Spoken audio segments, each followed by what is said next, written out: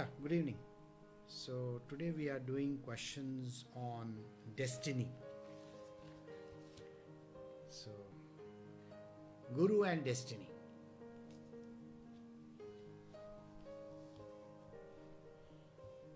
Actually, the question is, how do gurus alter someone's destiny? So I just changed it to, do guru alter someone's destiny? Because how to is a different thing and do they really is a different thing.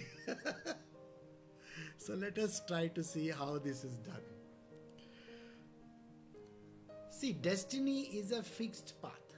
It is something that you come bankrolled with. Actually, you are carrying it with you, embedded inside your system. You are anyway going to go from one place to the other.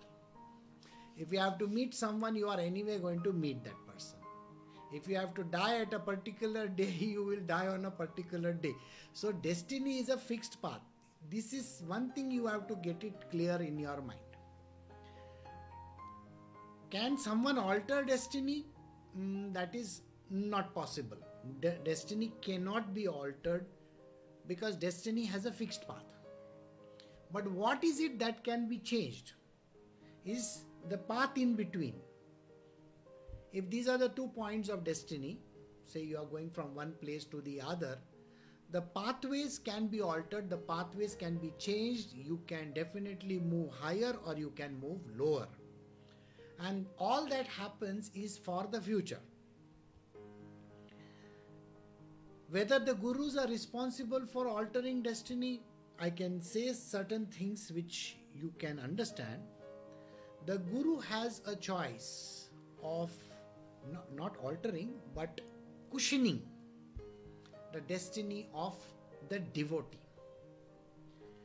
Disciples are quite a lot. There are too many disciples in this world. You will have the casual ones, those who come and go. There are ones who stick around, but they are not that expansive in their intake. And there are those who are very much closely associated with the guru. From the devotee, from the disciple to become a devotee is a very giant leap. Devotee means you are devoted to that one person only, that one being only. Devotion to God is exactly like, you can start from being a layman who can enter the domain, like they do in case of a person who is just entering the spiritual world.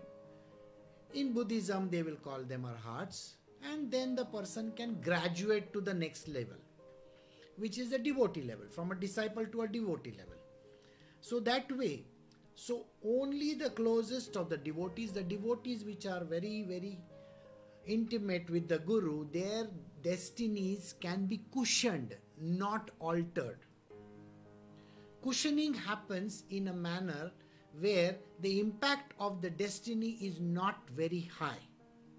So let us say if there is supposed to be a death or supposed to be a very major injury, let us take a major injury.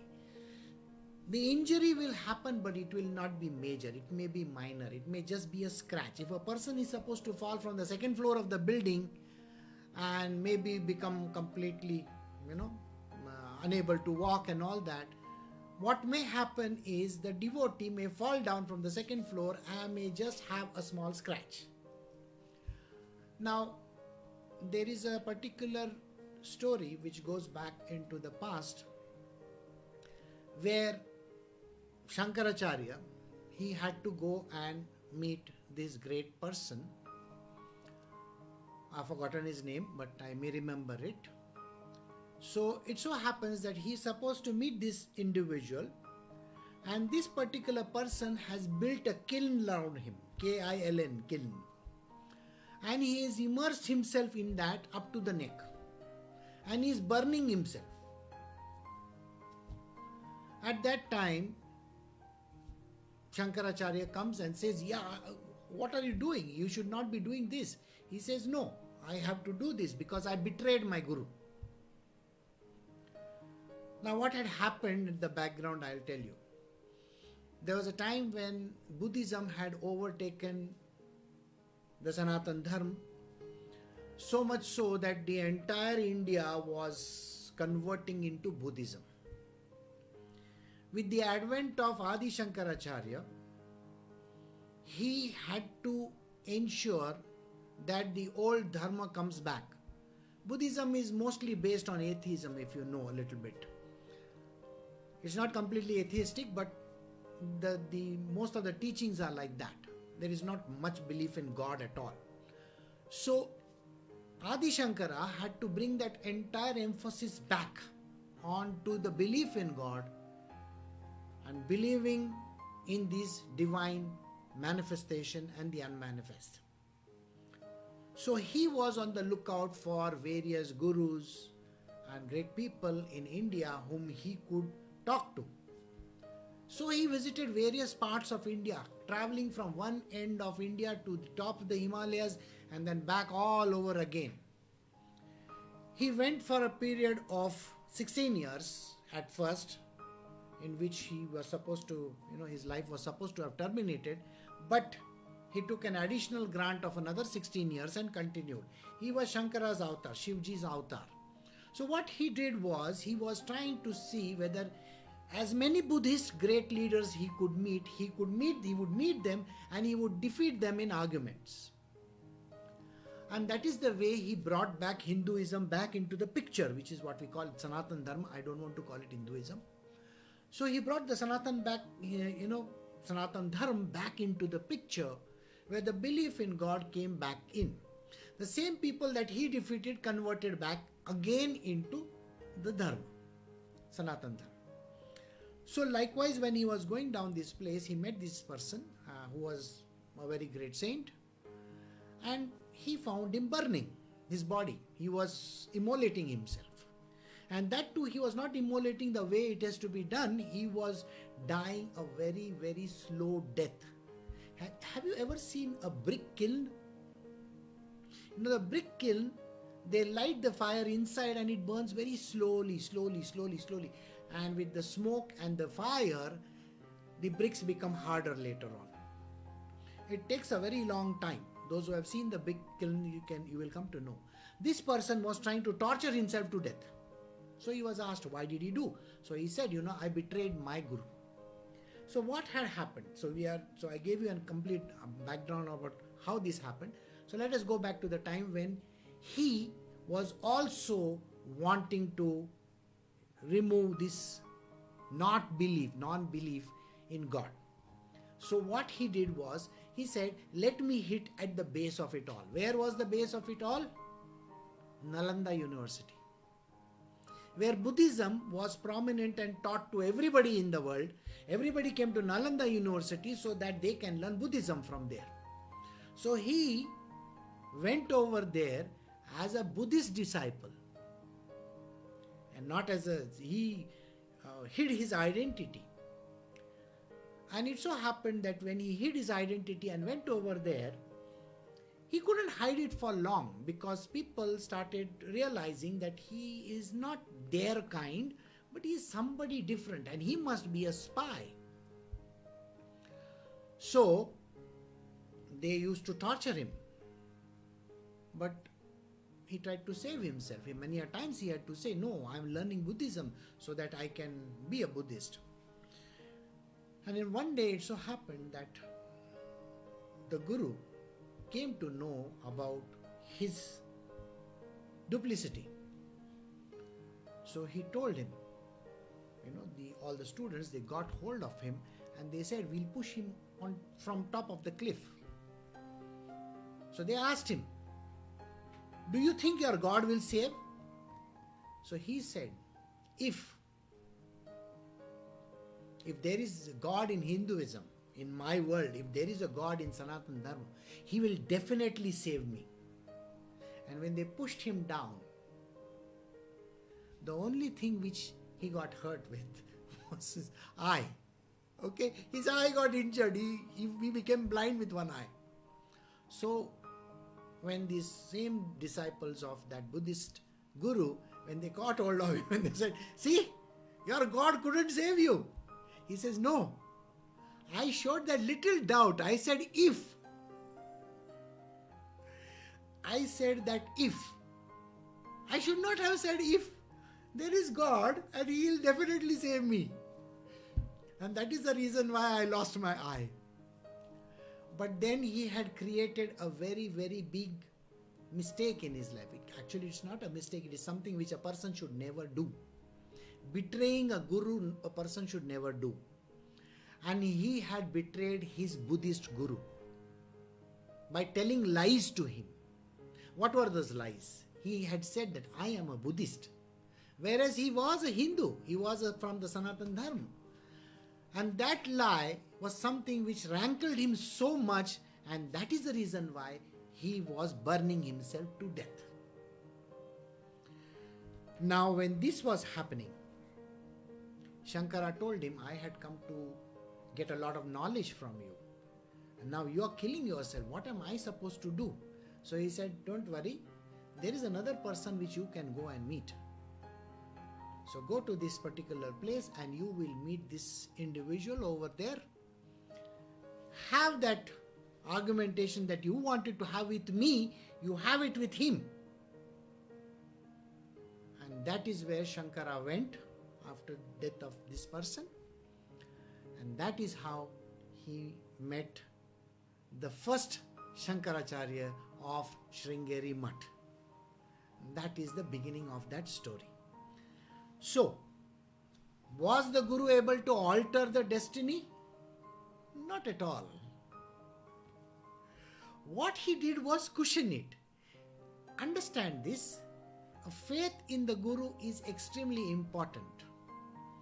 When there is faith in the Guru, 100%, it is because you are the devotee of the Guru. And when you become the devotee, remember, Guru Sakshat Parabrahma, that is the reason why the Parabrahma has taken the form of the Guru. So when you have that ultimate faith in the Guru, then Guru is able to cushion whatever is going to happen. He will ensure that you do not undergo the terrible trauma or problem that you are otherwise going to face. Because destiny is anyway going to play its card, 100%. There are no two ways about it. It is a part and parcel of your life. Every individual comes with a fixed destiny. Right? So prarabdha karma happens. How do you go from one place to the other? That is very important. Even if you don't have a guru, you have to accept destiny. Which means that you have to, let us say, go from one place to another. With an example, let us say. Now you may have to go without a job for nearly, say, a year or 2 years. You know how difficult it is. Extremely difficult, because you don't have money, maybe you don't have a place to stay, maybe there is nobody to take care of you, and then a lot of things can happen. So let us say for 2 years you are not supposed to have a job. Do you accept it or do you fight it? If you fight it and if you struggle with it, and meanwhile for the 2 years, from year to year, instead of taking the right path, you take the wrong path. You do something bad. You waste your life and you do something really terrible. Now what happens in between, I had explained in the video called Free Will. See that one. It will tell you the choice is with you, whether you can take the path upwards. That is, whether you want to go towards the Sattva Guna, whether you want to go towards the Rajoguna, or whether you want to traverse the same path in the Tamoguna. In the Tamoguna, you are definitely going to fall down. When that happens, in the Rajoguna, you will try to struggle, you will literally push your way through. And in the Sattva Guna, you accept it and you become very conducive to the path. You're doing only the good stuff. So struggle may be there, but you are accepting it very nicely. So depending on these 3 kinds of things that you do, Your future lives are dependent on that, not this life. The reason is because whatever you are going to do in between that is called a different karma. That is the Kriyaman karma, the futuristic karma. And futuristic karma can only be redeemed in the future life, not in this life. There is nothing like an instant karma in this life, by the way. Instant karma doesn't happen. Instant karma is supposedly accepted by the material worldly people, saying that instant karma happened, this person died in an accident because he tried to kill somebody. No. The circumstances are different. So got it? So what happens in between is left in your hands. You can traverse the path and not create more karma in your life. That is the way you got to see it. So the Guru can alter the destiny only in the future life, not in this. In this he can cushion it. The effect can be cushioned, but the alteration happens in the future life. Because what the Guru does is he gives a training, he gives the knowledge to the disciple or the devotee to overcome this second kind of karma which I said, which is called the Kriyaman. What he does is he trains you on the path of what is known as Nishkam karma. A karma which doesn't lead into future problems. So it is a zero karma. Or you do the action, but you don't get involved in the future life. You don't have to repay anybody anywhere. So there is no sattva, rajas and tamas. Actions happen, but his training helps you into overcoming the difficulties of creating more karma. So you are not going to do those karmas at all. And that is the way in which Guru can actually help you in overcoming your future life cycles. The future life cycles are very important. It is not today's life is so important. Today's lifetime you have got so that you can try to reach as fast as possible towards the power of what is called as liberation. That particular point of liberation, you can try that. But whether you can do it or not is again left to you. So the idea is to try to reach this destination of realization or liberation ASAP. So you can try. But the Guru's main help is when he shows you the entire pathway of overcoming any kind of Kriyaman, the futuristic or Agami karma. He will try to delete it from your path. Because what he does is, he takes mostly the karma on his own head. Okay? So I think I have given you an answer whether the Guru can alter someone's destiny. All right. The second question is similar. All right. The next question is, how does the Guru liberate the devotee at the time of death? It should be, does the Guru liberate the devotee at the time of death? Now it is a very specific word, remember this. Whoever has asked the question has used the word devotee instead of disciple. Which means the person is very much in love with the Guru. A devotee, a single pointed devotion to the Guru. So the person who has asked this question has a clear understanding that he is a devotee or she is a devotee. So now let me try to answer it from disciple and devotee 2 points of view.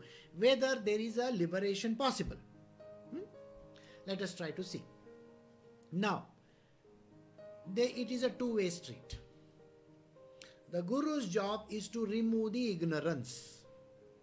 So what does the Guru do? The Guru tries to teach the disciple, whatever disciple or a devotee / devotee, he tries to teach the devotee or disciple how to overcome the problems set in his life. Alright, like I said, how to overcome the karmas that are going to be besetting him in this life so that he can remove them out. To lead a life which is not at all going to do any further karmas. That is the idea. Liberation is when a person completely makes a zero out of all the possible karma. That means there is a sanchit. Sanchit is the one which is accumulated.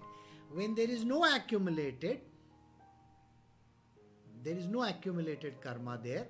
A very little may be there, it may not be there, insignificant. Prarabdha is the one that you have come with, you have to go through it, whether you like it or not. The person has to go through, every individual, every person has to go through their prarabdha karma till they die. But the third one, which is the Kriyaman. Kriyaman can be minused out by doing what is called Nishkam Karma.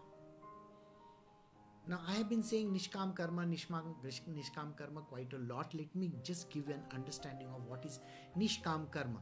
A karma which does not have any repercussions. Alright?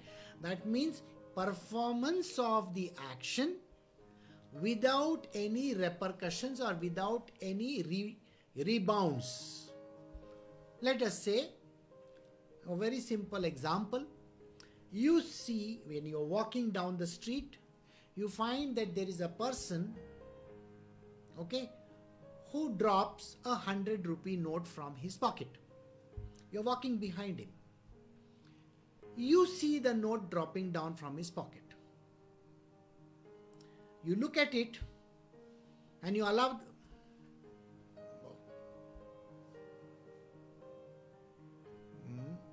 Something happened over here.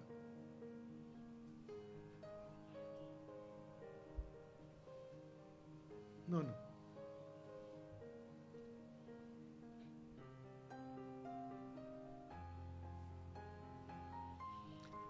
Alright, so you see this 100 rupee note dropping down from that person's pocket and you allow the person to go ahead and quietly pick up the note and put it in your pocket without telling him. Now that is an action you have done. Is it premeditated? Have you taken your mind into account saying, oh, I found a 100 rupee note? You have done that. Naturally, when this happens, you have performed what is called an additional karma. You know that additional karma of 100 rupees is not so simple. Now think, it is a kriyaman, it's a new karma that you have done. Let us say, I'm giving an example. So let us assume it's a kriyaman karma. Now I want you to think what happens to the kriyaman.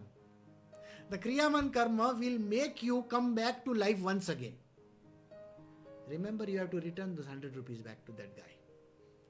Just for that 100 rupees, you have to come back and take a new life.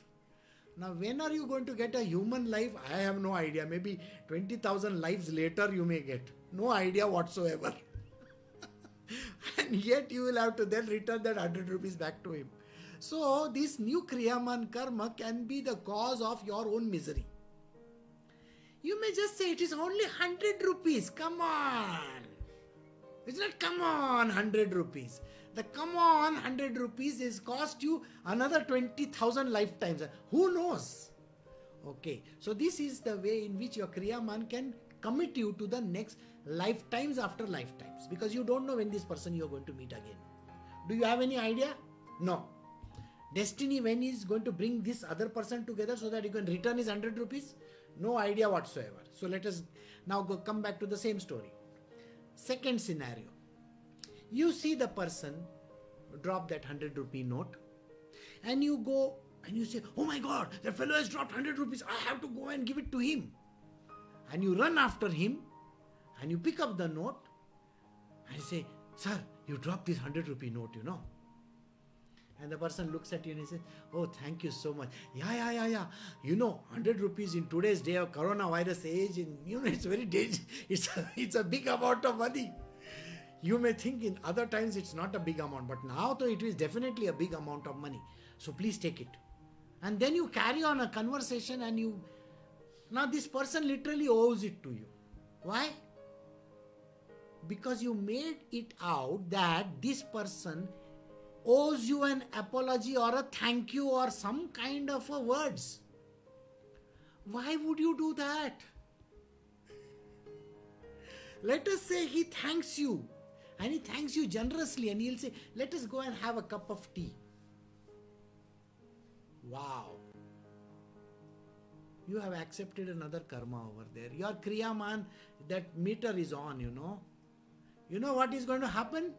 In the future life, somewhere, you may do the same thing and he is going to return it back to you, and you have to turn around and say, thank you very much, sir. Just for that stupid thank you, you have to come back. This is the worst thing you can do. Just because you have to say thank you, you have to come back for him. See, this is an example for you to understand how these karmas work. It is just an example. There is a lot of intricate details in it. Let me not tell you all that, but this is the thing. So now, what is Nishkam karma is the one which I was going to tell you about. Nishkam karma is you don't even pay attention. You just see that person drop the 100 rupees note, you go, pick it up, give it to him in his hands and just walk away. Just walking away without another thought. Not a single thought that I have done a good deed or a bad deed. It is natural. You have to just pick it up and give it back to him. Sir, you dropped your 100 rupees, and walk away, not even waiting for a thank you. It is called happenstance. Happening. Do you owe anything to him? Because you have done it selflessly. Any action done selflessly does not account for a karma. So I hope you understood this. The Guru's job is to teach you selfless action.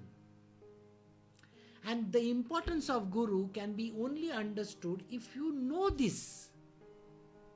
A devotee is taught very clearly to do selfless action and never accept a thanks or whatever, a gali from somebody else. You don't have to bother about it. You just have to do what you got to do without any indication whatsoever. Just do it. Don't think about it. Don't allow your mind to grope you and say, oh, look, you did this. No. You don't have to do any of those things. So the Guru's job is to teach you simplicity. Okay? Just do it. Move on. Don't wait for any answer whatsoever. So even if you donate big sums of money, even if you give meals to 100 people, even if you do the greatest of the charities, or you do whatever that comes in this world, don't bother to expect anything from another person. Not even a thank you. And don't even allow your mind to say, I did it. The moment you say, I did it, it is a fantastic karma. And if you have given 100 people meals, and I did it, you know how many lives you have got yourself sanctioned. Because those 100 people have to return the meals back to you. And that's a big story. So, does the Guru liberate a person? Of course he does. Because when he teaches a disciple or a devotee how to do Nishkam karma in this world, he teaches them the action need not get converted into a reaction. It is a selfless action. The Guru's job is to teach you selfless action. Everything has to be done as a seva to the Divine Lord. Whatever you do in this world, please understand this. You are not helping another person. You are not helping yourself or any other. You are not doing something great. What you are doing is you are the best tool in the hand of God. If you are just doing God's work, then where is the karma? Because you are responsible only to answer to Him, not to any ordinary person in this world. So always do selfless service, seva. Seva is the most beautiful thing in the world. It has to be done selflessly without expectation. And when you do seva, you are the best tool of God. The Guru's job is to teach you this, and then liberation is at your doorstep. you can definitely get liberated, because there is no karma against your name. And this is the truth about liberation. If the Guru is a great one who can teach you this path, then he is the one who is going to liberate you. I hope you have understood this answer.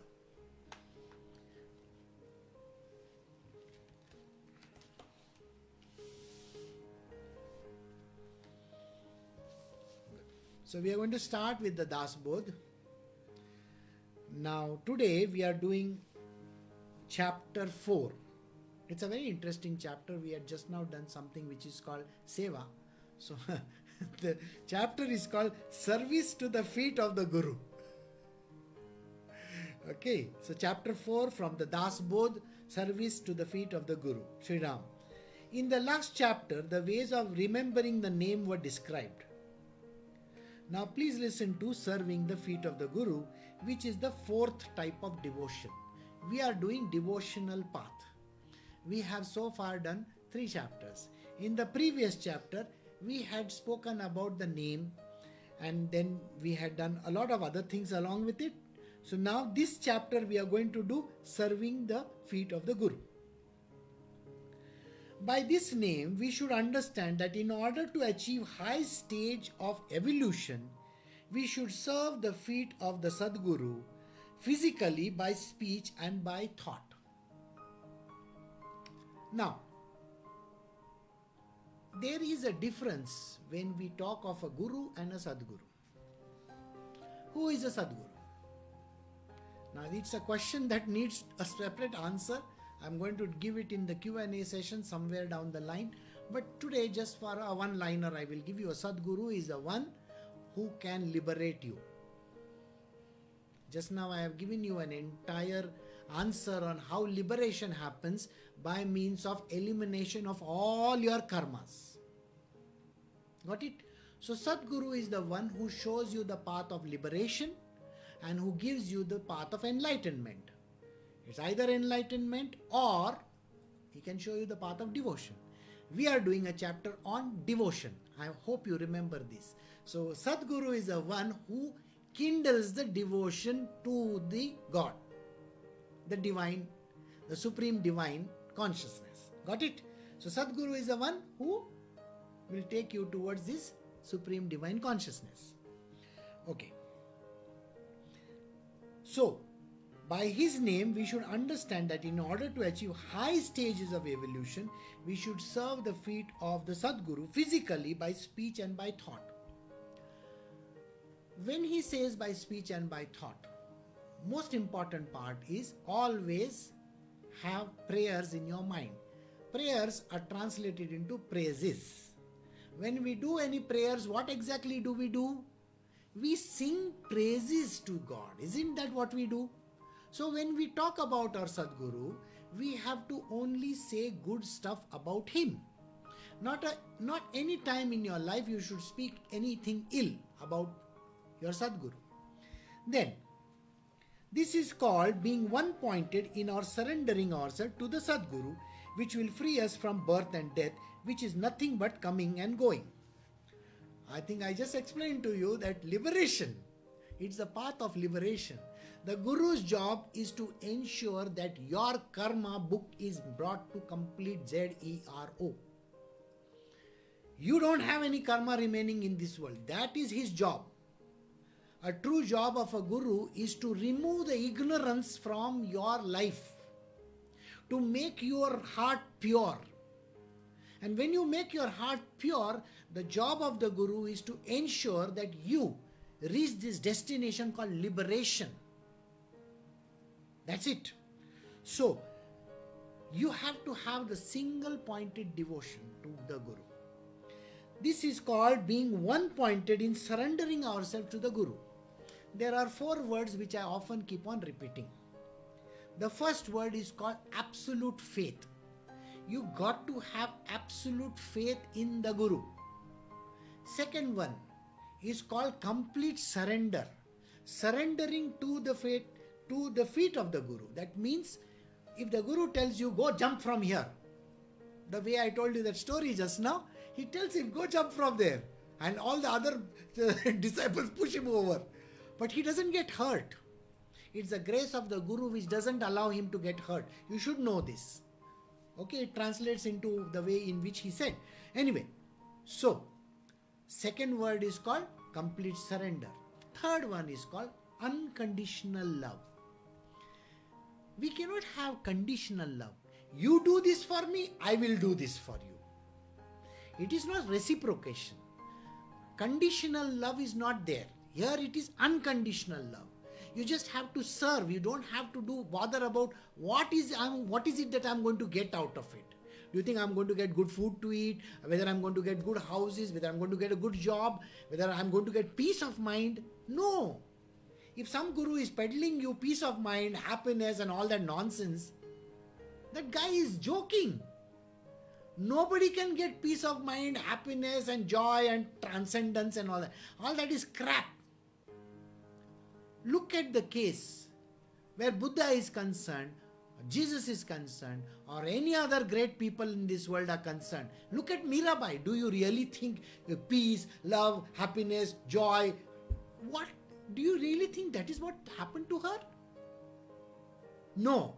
Do you think Kabir got that happiness? You think Kabir was very happy? Oh. No.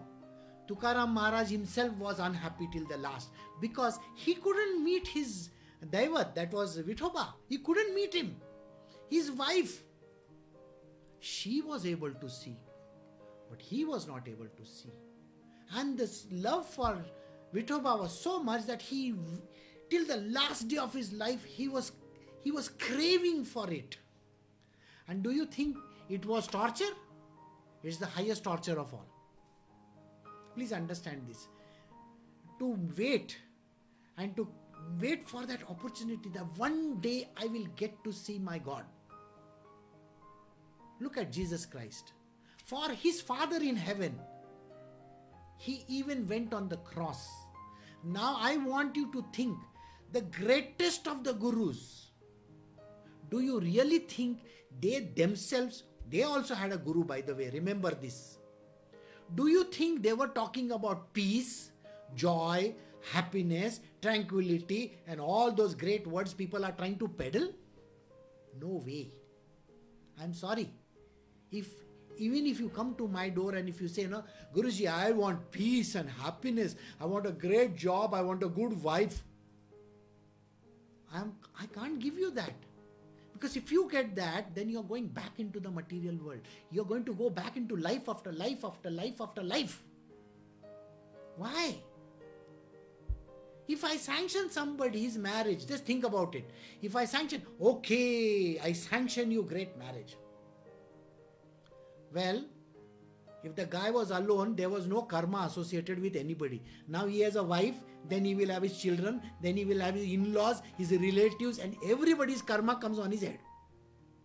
Now tell me, how many lifetimes do you think that one marriage has sanctioned him? Oh my God, you can't even think of.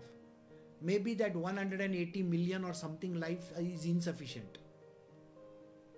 I can guarantee you this much. So it is not right that if a guru sanctions even a smallest of the thing, there is a problem there. He cannot give just like that. Just think. I want you to think very, very, and it's a logical thinking that you have to apply. If you go to the guru and you say to him, you know, Guruji, sorry, Guruji, I want first rank. You are an idiot who has always come 20th or 30th rank. And now you want first rank. And you want Guruji's grace to come in the first rank. And Guruji says, Tathastu. You understand? Now you come first. And you may say, oh, my Guruji is great, you know, I came first. So I can ask him for some more things. Well, if there are 20 students in the class and you are that idiot who came first, you're going to get curses of the 19 people. And the 19 people are just not 19 people. The person who came first, his mother, father and the whole world is going to say, you know, that fellow came by cheating. My son always comes first. Curse on this fellow. Wow. You know how many karmas you have gathered just because you came first in the class? It has not come to you naturally. If something has not come to you naturally, you are going to take all those people's karmas, and maybe those are hundreds of people's. Why? So that is the reason why the guru will, any guru who can give you liberation is the best. Any guru who can put you in this gutter is not worth it. He cannot be called a Sadguru at all. So you need to find a guru who is going to take you out of the system. No lifetimes after lifetime. That is what he says. See, come to it. Alright, what he says is, this is called being one-pointed in our surrendering ourselves to the Sadguru, which will free us from birth and deaths, that is rebirths, which is nothing but coming and going. Why would anybody want to come and go again and again and again? You would rather have liberation. And if you want liberation, then the Guru who is going to teach you about liberation is the Sadguru. There is no other means of going beyond the worldly life except the blessings of Sadguru. Therefore, we must serve his feet immediately. That means the seva has to be done without any thinking twice. You see, I gave you 3 words, no? The third word was unconditional love. Do you know the fourth word? Single-pointed devotion. When you have single-pointed devotion, you are completely devoted to him. And when you are completely devoted to your Guru and you have surrendered at his feet, there is nothing to bother you about. You know what? You have given your power of attorney to him. Whatever happens is his problem, not yours. But that is a kind of devotion that you got to have. The 4 words are important. Absolute faith. Okay? Complete surrender. Unconditional love and single-pointed devotion. These are the words you can by heart and keep them. And surrendering at the feet of the Guru is extremely important. Just do seva. Doesn't matter. It really doesn't matter.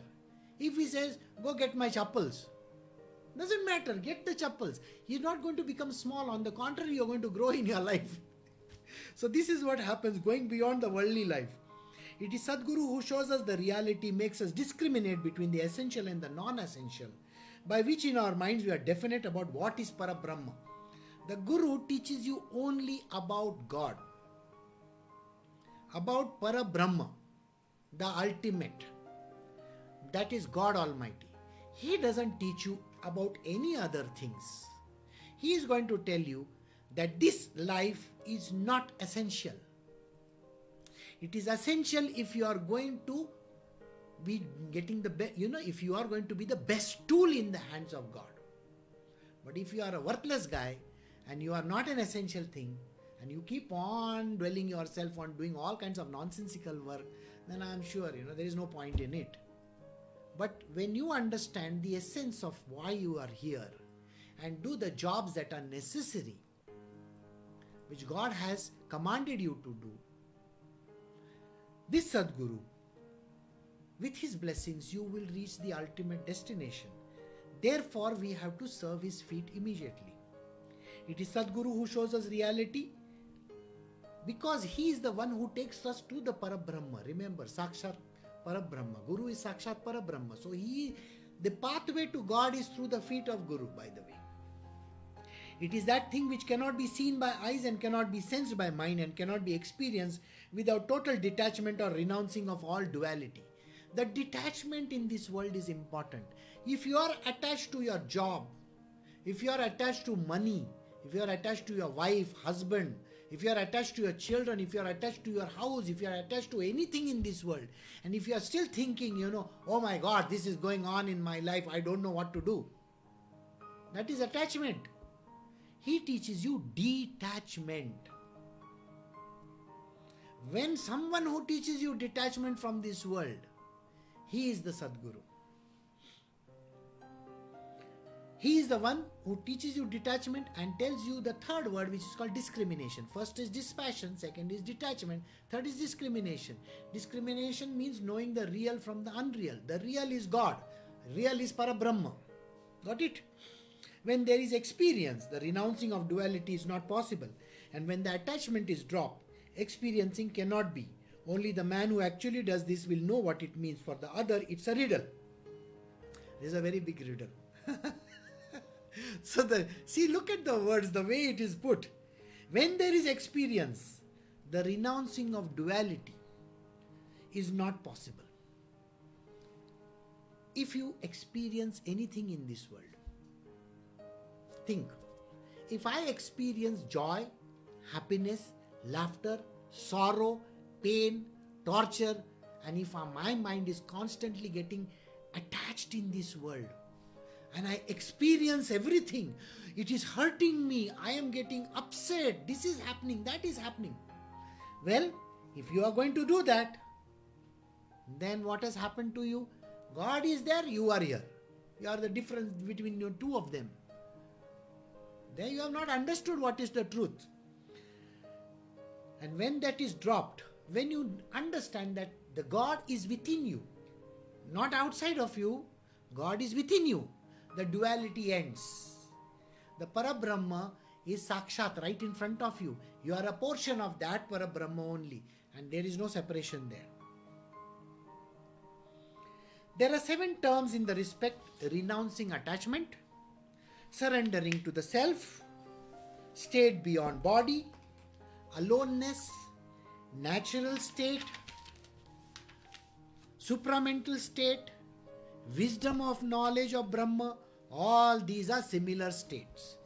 Now, I can call meditation by 100 names. I can call yoga by 1 billion names if I want to. This is my yoga, that is your yoga, this is that yoga, and this is this yoga. I can keep on calling all that yoga by different names. I can call meditation by 1 million other names. I can say, this is my meditation, this is this fellow's meditation. I can go and patent my meditation also. All that is fake. There are 8 paths which is described over here. And he says all these 8 paths are one only. You don't have to get conned into doing different things. Just because somebody is saying something you are not supposed to do. See what he says. Renouncing attachment. What attachments? If you renounce attachments, you will get liberation. Surrendering of the self. When you surrender to the self, you get liberation. State beyond body. Go beyond the body. You are not the body. You are not the body. I keep on saying these words. Constantly, you are the Supreme Divine. Well, you have reached the Parabrahma. Got it? Aloneness. When I am alone, there is nobody here. Advaita. See? Nobody here. I am alone. I have reached my destination. Natural state. Somebody says, I am in my Sahaj state. What Sahaj state? Reach the liberation. So all these are names. Different names given to it. Supramental state. I have entered the state of Samadhi. What Samadhi are you talking about?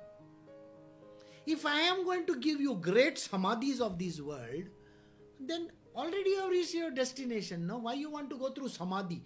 Sitting in meditation and doing all kinds of funny acts over there. I mean, for a person to see from far, you can see, person is sitting over there doing all kinds of gimmickry. Why do you have to do that? Be in the Sahaj state. Become detached. Any one of these. Select out of these 8 any one. You will reach your liberation. Wisdom of knowledge of the Brahma. Brahmanyana. So Brahmanyana will also take you to liberation. So how many paths do you want? Take the easiest one out, no? See, in your IITs on all these examinations, what did you do? First you solved all the easiest of the questions. What is the easiest path? Devotional path. Tick. I don't have to tick the rest of the paths at all. Why do I have to sit in meditation for 1,000 years? I don't have to. Here, I am teaching you the path of devotion. I should not call myself I. This is Das Bodh. Samartha Ramdas is teaching the path of devotion. Follow that path and go towards that. There are other terms also which are symbolic expression of the state of contentment. All this is gradually understood by one action, which is to serve the feet of the Guru. The rest of it you can chuck it down the hole. Doesn't matter. Just serve the feet of the Guru. All these 8, 9, 10, 20, 1,000 paths will come to you. The feet of the Guru is the repository of all the paths. Do you understand what I'm saying? He's like the Fort Knox. All the gold is at his feet. All the gods are at his feet. Okay? Every river that you want, all the holy rivers. Sai Baba told one day, why do you want to go to, Banaras? Sir, I want to go to Banaras because I want to go and take snana in the Ganga river. He says, why do you want to go to that place? You are in Shirdi, you are at my feet. Come, touch my feet. And the person touches the feet of Sai Baba. And from his middle finger, from the two, the toe, the big toe and the small one, river starts flowing. That is the Ganga, which is at the feet of the Guru. You think it is somewhere else? It is not somewhere else. It is at the feet of the Guru. Samartha Ramdas is telling you these words. Accept it. Okay. Vedas, the inner core of the Vedas. Veda, the inner core of the Vedas. Vedanta, which means Upanishads. Masterhood, the true meaning of qualities of masterhood. Experience, the indescribable, the personal experience are all indicative of one truth. Whether you learn the Vedas, the Vedanta, how many people go and learn, I want to do this Upanishad, that Upanishad, this one, that one, oh my God. The kind of things that people want to go and study, it's tremendous. Then they will say, I want to become a master. Then they will say, I want to get the true meaning of this masterhood. I want the experience, the indescribable, personal experience. Everything is one only. All these terms indicating realizations are grasped and understood by being in the company of the saint, and the fourth type of devotion, which is hidden beyond, becomes evident at the feet of the Guru. Alright? All these things are there at the feet of the Guru. You want the Vedas? Go and touch his feet. You will reach that destination. The path is inward, where whatever is seen immediately becomes stale and false. And when one goes to see it afresh, it cannot be seen. Those who try this meditative path, they will say, I will go inwards and do the Kundalini yoga and this yoga and that yoga. I don't know what yoga they want to do. Any yoga that you want to do. I want to reach the Sahasrahar. After the Sahasrahar, I want to maybe go to the 10,000 one. I don't know. How many petal lotus you want? A 50,000 lotus petal? Come on. Don't be stupid. All that is internal. And it is that thing doesn't last also. It's a glimpse and it goes away. It's just a glimpse. I saw Shiva in my meditation. Okay, how many minutes did you see him? Half a second. And then what happened? Oh, he vanished. Oh, you saw Shiva and he vanished. No, I must have seen Vishnu. He looked blue, Why?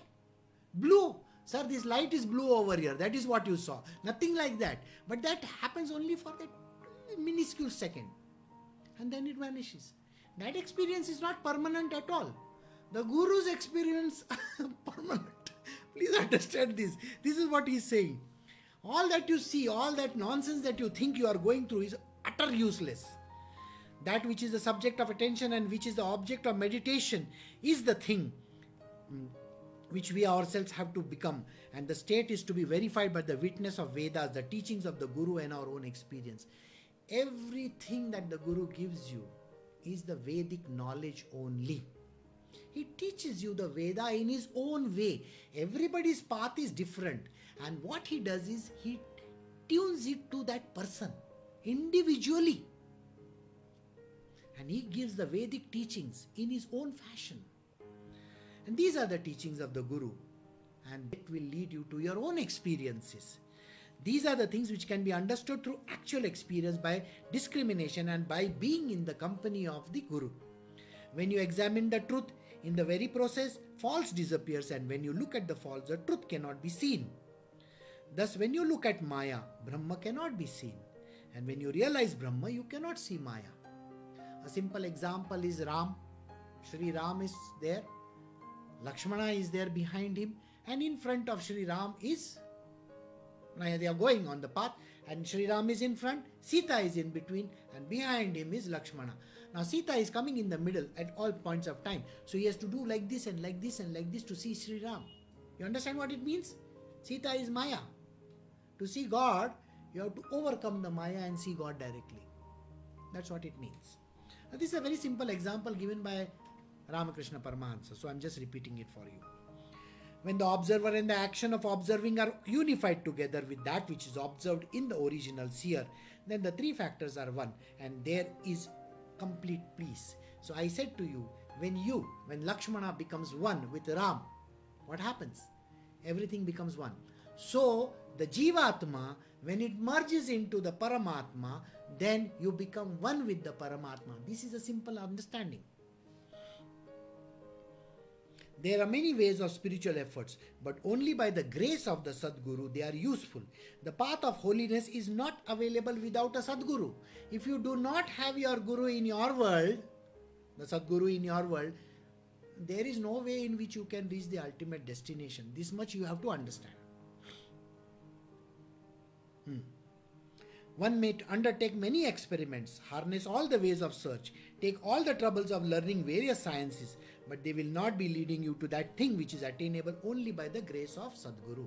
When you have the grace of the Sadguru, there is no way in which you cannot reach your ultimate destination. Surrender at the feet of the Sadguru, you will get to that destination. How can that which cannot be studied by regular study, which cannot be attained by any means, be understood without the help of a Sadguru? If you can understand Parabrahma on your own, please try. You can't. I told you, the Guru is the doorway. The pathway is through him only. If you have to understand Parabrahma, if you have to understand liberation, if you have to understand realization or any other thing in this world that you want to, the devotional path of reaching the second divine unmanifest, he is the doorway. He will show you the path. Therefore, in order to make progress on the path of knowledge, we should take the help of the company of saints, which is the Guru. Without that, you should not talk about spiritual life at all. If you don't have a Guru, there is no spiritual life at all.